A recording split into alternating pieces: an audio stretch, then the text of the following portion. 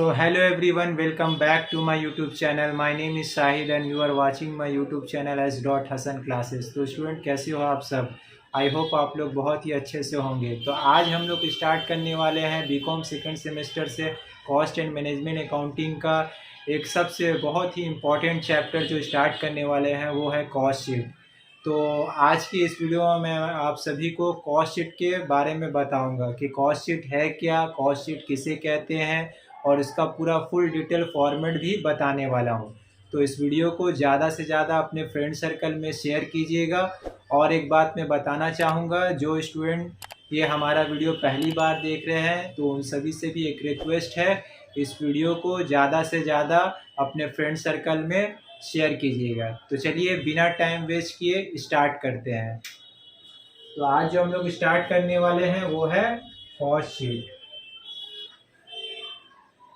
Cost sheet क्या है, cost sheet किसे कहते हैं और कॉस्ट शीट बनाते किस लिए है, इन सारे सवालों का जवाब जो है इस छोटे से लेक्चर में मैं आप सभी को बताऊंगा। कॉस्ट शीट क्या है? किसी प्रोडक्ट या सर्विस में होने वाला एक्सपेंसेस का डिटेल दिया गया है। जब उस खर्चे को हम लोग सिस्टमेटिक वे में अरेंज करके दिखाते हैं तो उसे कॉस्ट शीट कहते हैं। कॉस्ट शीट बनाने का मेन मकसद होता है एक कॉस्ट अकाउंटेंट के लिए बिजनेस का प्रॉफिट या लॉस को दिखाना होता है। हम जो ये प्रोडक्ट बना रहे हैं या फिर सर्विस प्रोवाइड कर रहे हैं, इसमें दो तरह के खर्चे होते हैं। पहला है डायरेक्ट एक्सपेंस, दूसरा है इनडायरेक्ट एक्सपेंस। क्या मतलब है इन दोनों का? डायरेक्ट एक्सपेंस वो एक्सपेंस होता है जो किसी प्रोडक्ट या सर्विस में सीधा सीधा नज़र आता हो। इनडायरेक्ट एक्सपेंस वो एक्सपेंस होता है जो किसी प्रोडक्ट या सर्विस में शो नहीं होता। तो आइए एक एग्जांपल के जरिए मैं बहुत ही इजी वे में आपको समझा रहा हूँ। तो एक्सपेंसेस दो तरह के होते हैं।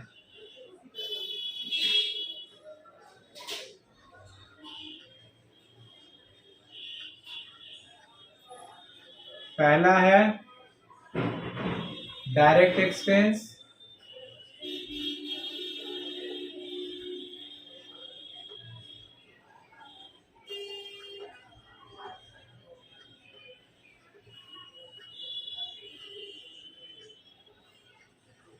दूसरा है इनडायरेक्ट एक्सपेंस।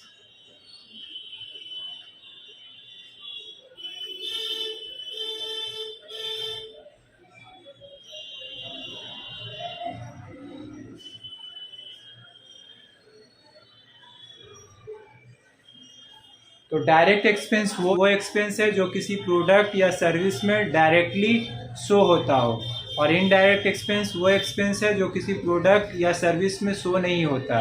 तो इसको हम लोग आसान भाषा में बोल सकते हैं, direct expense are those expense which are directly use into the product और सर्विसेज, और indirect expense are those expense which are not directly use into the product और सर्विसेज। तो आइए एक एग्जांपल के जरिए मैं समझा रहा हूँ। तो डायरेक्ट एक्सपेंस को तीन पार्ट में बांटा गया है। ये मटेरियल टाइप हो सकता है,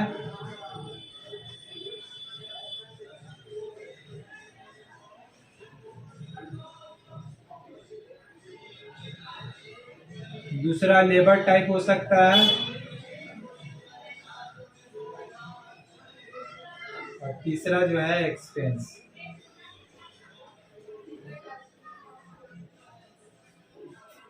ये भी तीन टाइप का हो सकता है।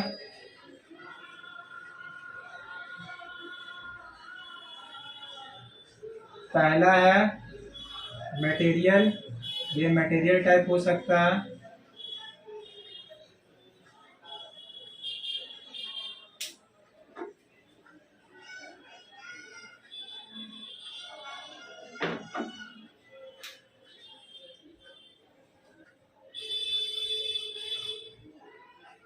दूसरा लेबर टाइप हो सकता है,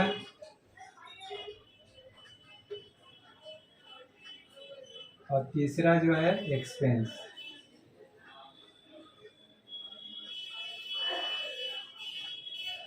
तो देखिए डायरेक्ट एक्सपेंस ये मटेरियल टाइप हो सकता है। सपोज कर लीजिए कोई मैन्युफैक्चरिंग कंपनी ये मार्कर बनाने का काम कर रही है, तो मार्कर बनाने में जो भी इसमें मटेरियल यूज़ हुआ, इसमें जो भी इंक लगा, ये प्लास्टिक लगा, तो ये कौन सा एक्सपेंस हो गया? डायरेक्ट एक्सपेंस हो गया। ठीक है। ठीक उसी तरीके से ये मटेरियल बनाने में, ये पेन बनाने में, मार्कर बनाने में इसमें लेबर का ज़रूरत पड़ा है, तो इसको कौन बनाएगा? लेबर बनाएगा, तो ये भी कौन सा एक्सपेंस हो गया? डायरेक्ट एक्सपेंस हो गया। तीसरा जो है एक्सपेंस, ठीक है, ये मार्कर बनाने में जो भी इसमें प्रिंटिंग में जो भी खर्चा हुआ, एक्सपेंस हुआ है, तो वो कौन सा एक्सपेंस हो गया?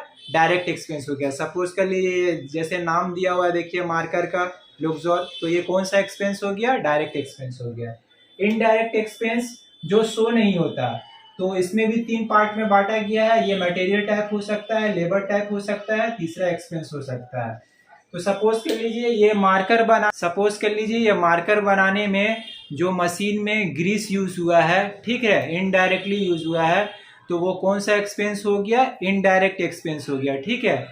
तो सपोज कर लीजिए ये मार्कर में तो यूज नहीं हुआ, मगर वो मशीन में यूज हुआ, तो मशीन से ये बना है, ठीक है, इनडायरेक्टली एक्सपेंस हुआ है, इनडायरेक्ट मटेरियल हो गया। ठीक है। ठीक उसी तरीके से लेबर, ठीक है, तो फैक्ट्री खोल के रखे हैं, तो फैक्ट्री में अकाउंटेंट का भी ज़रूरत पड़ेगा, ठीक है, साफ़ सफाई के लिए क्लीनर का भी ज़रूरत पड़ेगा। तो इस तरह के खर्चे को वो तो उन लोग तो मार्कर नहीं बना रहा, मगर ये क्या हो रहा है? फैक्ट्री के लिए, मैन्युफैक्चरिंग कंपनी के लिए क्या हो रहा है? ये इनडायरेक्ट एक्सपेंस हो रहा है। ठीक है। तो इनडायरेक्ट लेबर समझ में आया।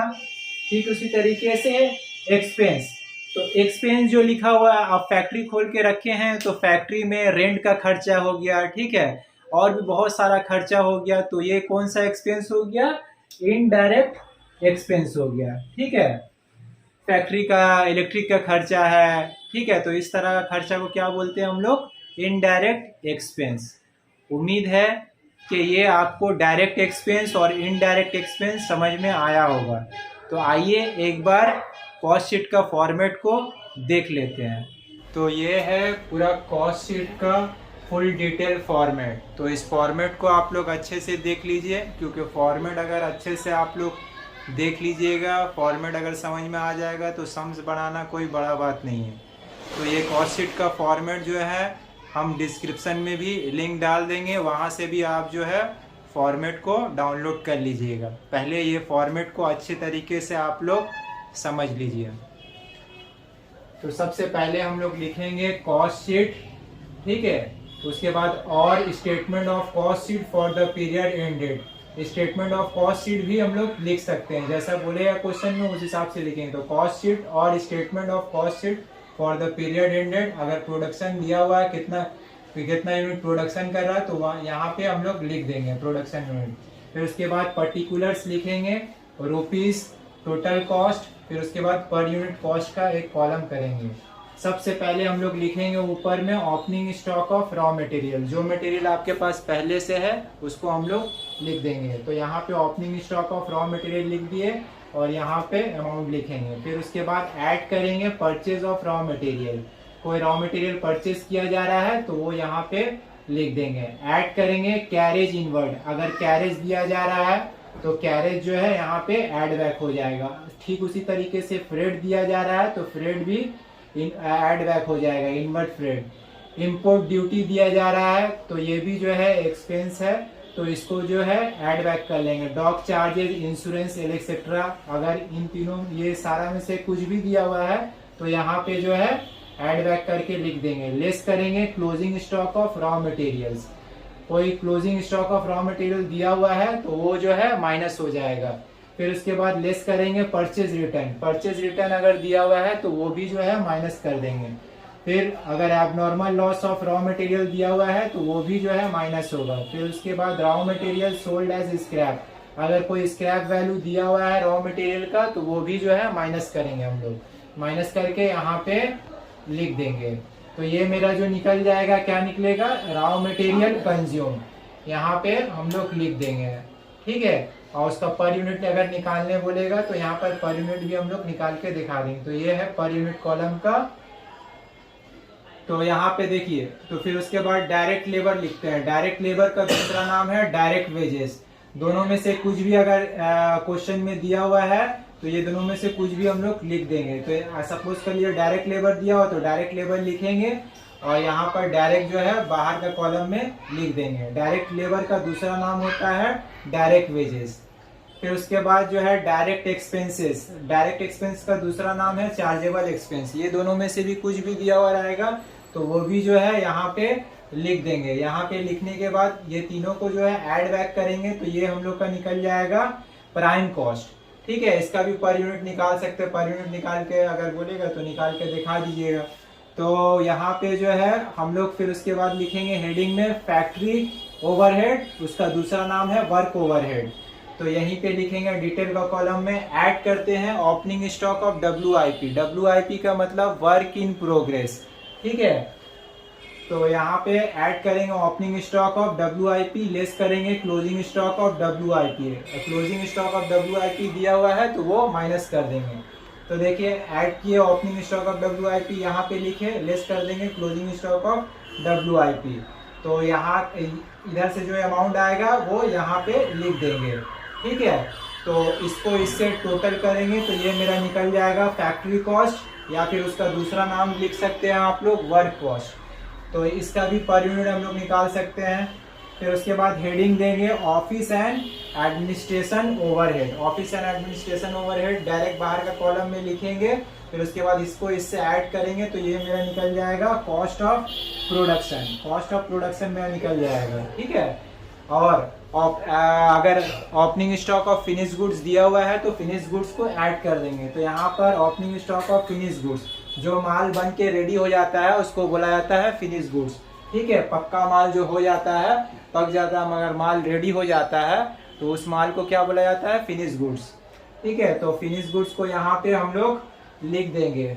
फिर उसके बाद लेस करेंगे closing stock of finish goods.